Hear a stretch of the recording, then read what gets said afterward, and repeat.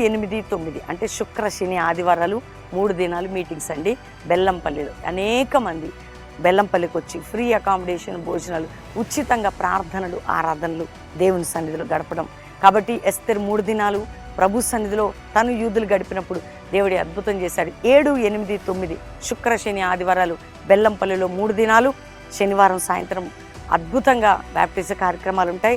ఆదివారం ప్రభు సంస్కార ఆరాధన ఉంటుంది, మొదటి ఆరాధనలో. కాబట్టి గమనించండి, పాలు పొందండి.